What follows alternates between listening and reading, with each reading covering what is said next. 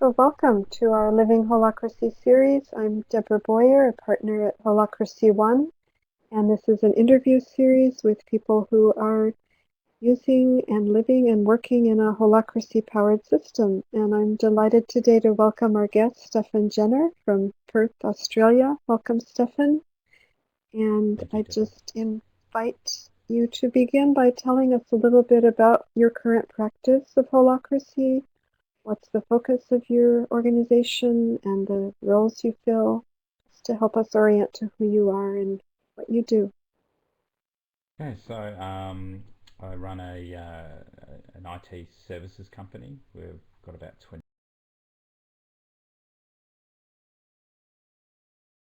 and we started implementing or practicing holacracy about 6 months ago now.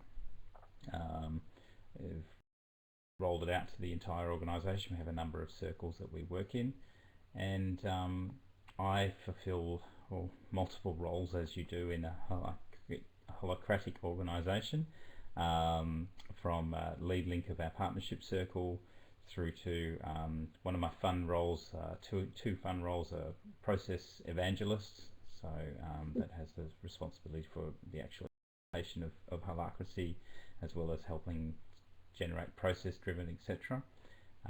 And also the CSI role, which is the crazy Stefan idea role, which is sort of a entrepreneurial spirit role. I think it's is the best way to put it. And sort of then I also do sort of a lot of the positioning and coaching and those sort of roles in my organisation now. And the practice. So that's one business I run, and that takes up most of my time. But just recently we've started up another company called Telus Partners, which is actually a is working towards becoming a Holacracy One licensed provider, and actually start bringing what we see and what the benefits that we get out of Future Logic to Australia, and become a training centre and a centre of excellence, we hope, in the South Pacific and Southeast Asia. Wonderful. So two organizations. That's great. Multiple roles in two organizations. That's a lot, and that's exciting. Um, and just all within the past 6 months too. So um, as a fairly new but very intensive practitioner, how would you describe holacracy to someone who has never experienced it? That's a really hard question to answer, and something that we're sort of struggling with at the moment as we start up the Telus Partners group. We have a big breakfast we're doing on the 19th, where we've got hopefully we'll people, and the idea is in 45 minutes try and tell them what holacracy is and give them a taste for it. And I get the elevator pitch for holacracy is still something I'm working with, but when people ask me in that sort of situation, I explain to them in a number of ways. Firstly, that it is a practice. I see it as a very, very strong framework for how to operate a business, a set of rules, some strong processes, etc., that can really help you handle a lot of today's business issues and problems. The other way I explain holacracy to a lot of people is it's how it's a new way of organizing the work in an organization. We spend so much time learning all of these time management tools and things like and work management and things like GTD and Franklin Covey's. They've got five principles, or previous to that, focus. So much time on ourselves and how we work, and so little time on how an organisation works using the same sort of principles. So I explain to people that holacracy really is about how to get things done in an organisation in a really efficient and effective way. And the other thing that I think it really brings in and that I really hone on is clarity. It provides really good clarity in the organisation, and it also helps the organisation self-document, which is a big thing, I think, in today's world. People spend so much time writing position descriptions and process maps and process flows. With holacracy, it actually generates the documentation of how your business gets work done as it goes. And that's what I love about it. Wow, that's such a clear and vivid description. I'd love to hear more about the self-documentation. How does holacracy do that? Or So in our thing, we taken Glass Frog on, and I probably, much to some of your Glass Frog role holders, I hassle them and poke them and prod them all the time about improvements, etc. But good. in its current form, it provides you a really good mechanism, with the fact that your governance meetings are creating um, the role definitions and the expectations. Accountabilities to us are expectations of what you can expect from somebody. So if you, in your process, if you develop a process that says this is the digestive tract, well, I'm stealing a little bit from Brian there because I love that word. This is how we're going to digest this input. Then you must make sure there's accountabilities there because you're expecting something from someone. You must make sure you've got the scopes defined. You must make sure that the policies are there that are allowing people to have access to those scopes. And I'm really starting to understand that. And every time you document this through the government's records, every time you put this into Glassfrog, what you're doing is you're documenting your organisation.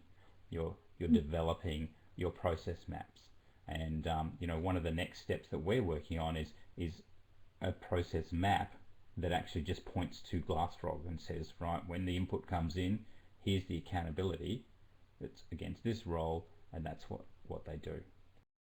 Mm, wow, very beautifully articulated. Thank you. I really appreciate that. How would you describe your experience working in an organization using holacracy? How would you contrast that with your prior work experience? Particularly, you've been CEO and manager in many different contexts. What is it like working in a holacracy system as opposed to those prior experiences of management and leadership? I think a couple of things. Firstly, the clarity is completely different. That you have a clear language, I guess, is part of it, and a clear sort of process, etc., that defines how you're going to do the work in the organisation. Also, it really nails down people's accountabilities and their roles, and you know who to go to. I find in the previous ways that my companies have worked, you spend so much time in the emotional relationship management, that not treading on people's toes. The You spend so much energy in the organisation gets around stepping around people, or as Ryan said, buy-in and getting consensus, etc. In holacracy, you don't have that. You have clear definitions of what you can expect from people. You don't have to step and tiptoe around. If there is a hole in there, you can take your individual action, but bring it to governance and get more clarity, which just frees up the organisation. Emotionally, I can tell you, we are in Future Logic, at least, we're tackling issues that in the past we would just hide from. We would sweep them under the carpet because they were just too painful. There was too much emotion tied into them. What you have in our holacracy practice, is the ability to just bring those up. And I've got to say, the governance meetings sometimes get a little bit heated and a little bit sort of, that everybody has their say, etc. But it's great because they know that in their reaction round, they can say whatever they like. They don't always like the fact that they won't get people to actually engage with them, but it just diffuses things so that you can actually then rationally start to look through how are we going to sort this out. And what it's also done in our organisation is it's providing people, as they get a deeper understanding, with a much better working relationship with their other other partners in the organisation. So I think the clarity is a very big thing. The other thing that I love about it is it gives me a context or a framework to solve problems. So I guess I'm a little bit of a systems person. come from an IT background, a little bit of database in there as well. Never been a programmer, but always been in the operational side of things. But I like to have, okay, this is how we're going to solve problems, and here is the rule set, and here's the flow charts, and here's all of that sort of stuff. And Holacracy gives me that so that I can look at an issue and say, right, in Holacracy, using the Constitution, using the tools and the processes given, how are we going to solve that? What are the processes? What are the expectations here? What are the, and I keep going back to that sort of thing because that's the thing that I ask most of my staff now when they come in and say, oh, Stefan, I've got to have a policy to make people fill in their timesheets here. I'm like, well, is that a policy or is that just you have an expectation of someone? Okay, well then we maybe need to do some accountabilities there and that sort of stuff. Mm, wow, cool. Got a comment here from a listener. Please elaborate on CSI, the crazy Stefan idea. Well, how have others' innovativeness changed since holacracy?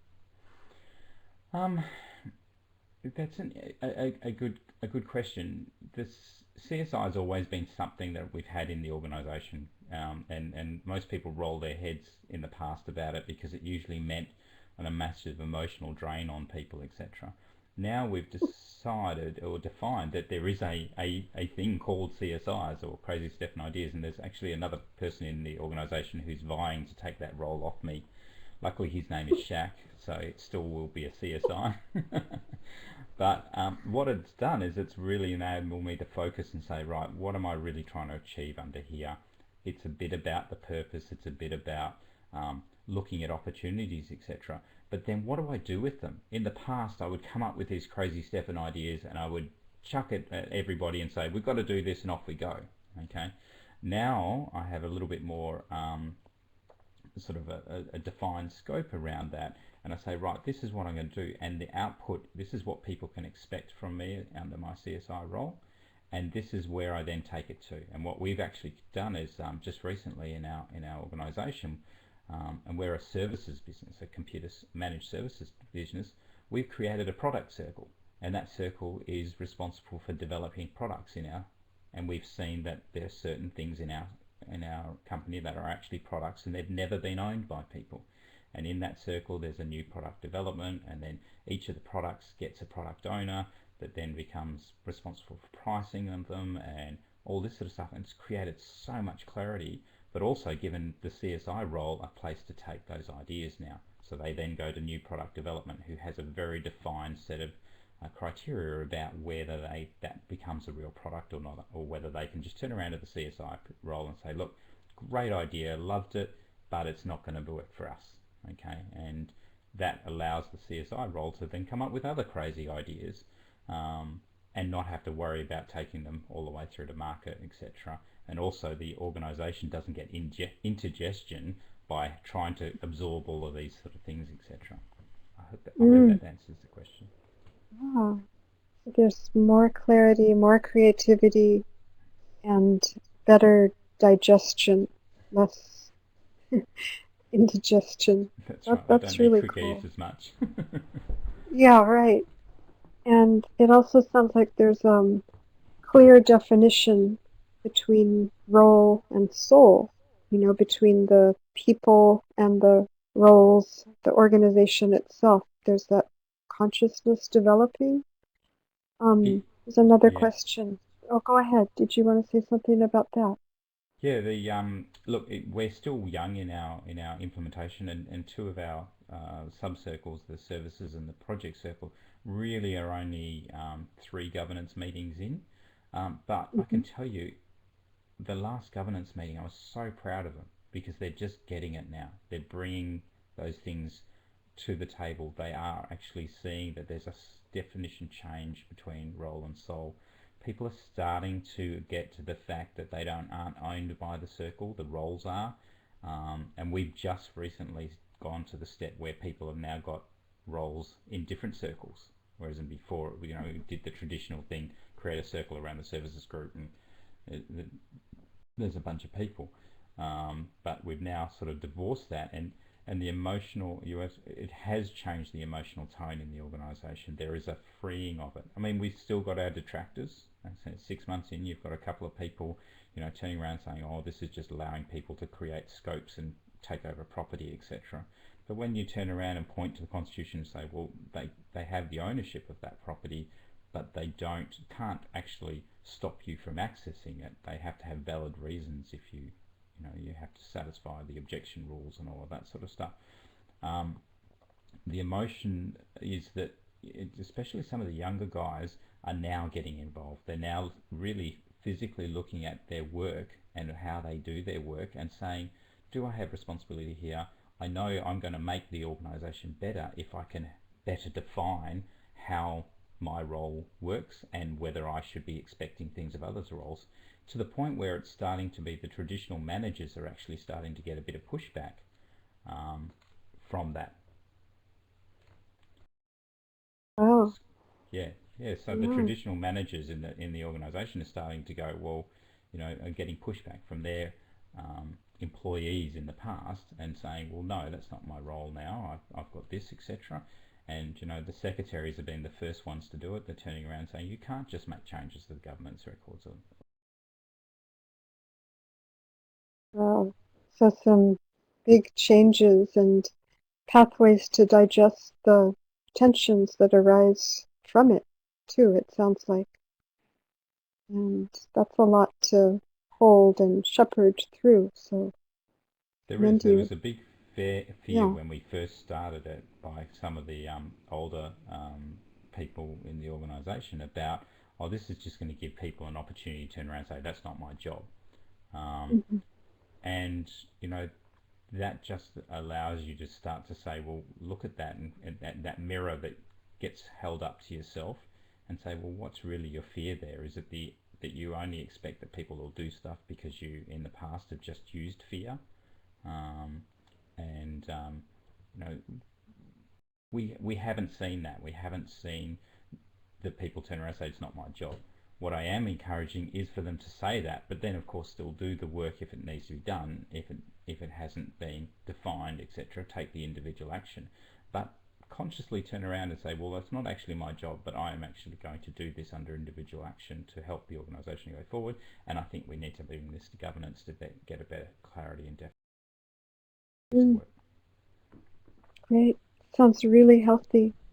And just in our last couple minutes here, what would you say your own growing edge is with respect to your own practice of holacracy? What do you personally feel you're emerging into, or your next steps or challenges, or I yeah. think I think the big one is look, you were there when I did my first course in San Francisco and went through a major emotional shift around, you know, I grew Future Logic from just myself. It was my baby. I took it all the way through, um, and I really played that heroic leader. I mean, I have spent years and years in my journey to holacracy. A lot of it was around leadership. Leadership excited me from about when I was 13 or 14 years old. I did a youth leadership course in high school, and so leadership was always a big thing for me. And I was a natural leader. Always came across as that. I spent time on sail training ships. I used to lead watches on board aboard a ship of people that were years and years. At 15, I had people who were 60 and 70 years under me, and I was trained by some really amazing people in terms of leadership. And I think the biggest journey that I've taken is that holacracy is about self-leadership. It's not about leading other people. And I've had to take that step back of not being the heroic leader, not saving the day, etc. And that's been a really, really hard lesson to learn. But what I'm finding is that because I'm doing that now, it's giving me a lot more space in my organisation to go and pursue other things as well, to really energise that CSI and those innovations and those entrepreneurial things, instead of having to sit there and worry about, oh, if that person's going to be upset, how am I going to mould them and make them better? I do have a coaching role in my organisation. It's individual practice coach plus the process evangelist, both sort of fulfill different areas of that. But it's an open door. You come to me if you want to go through it, and then it's very much learning about coaching, taking a step back and not mentoring, not saying I can see the best in you, but you can't see it. Why not? You've got to be better, etc. I think that's the stuff that's changing, and I'm becoming a totally different leader. And I think what I'm doing is helping other people lead themselves as well. Wow, that's so powerful. I love how you said that, and I loved hearing about it, and I so appreciate you taking this time with us. Do you have a moment for one last question here that just came in? Yeah, sure. What are the biggest barriers in promoting holacracy down under? Um, I think it's such a new thing down here. There's not many people who are aware of it. So our initial sort of thing is making people aware of what it is and what it's about. Said we're doing an initial breakfast here in Perth for about 100 people. Um, the cultural barriers, we're targeting what we need to target at the moment, and business succession, people who are wanting to get out of their organisation. I think Down Under is always a little bit behind in terms of the trends, etc. Frank and Covey only have been here about 4 or 5 years. GTD hasn't even touched Australia really. There's a few people aware of it, but there's been no real sort of thing of it. So that's going to be the big thing is teaching people. Here's a really good way of self organising. By the way, we Mm, can also do it at an organisational level. mm, fantastic. Wow. Well, thank you so much, Stefan, and just best of luck with all that you're doing and with your breakfast in a couple of weeks and with bringing holacracy down under. And I just so appreciate how you've shared so transparently with us today and helped us better understand holacracy and what it's like to use it. So thanks again, and I look forward to our next contact. Great. Thank you very much, Deborah.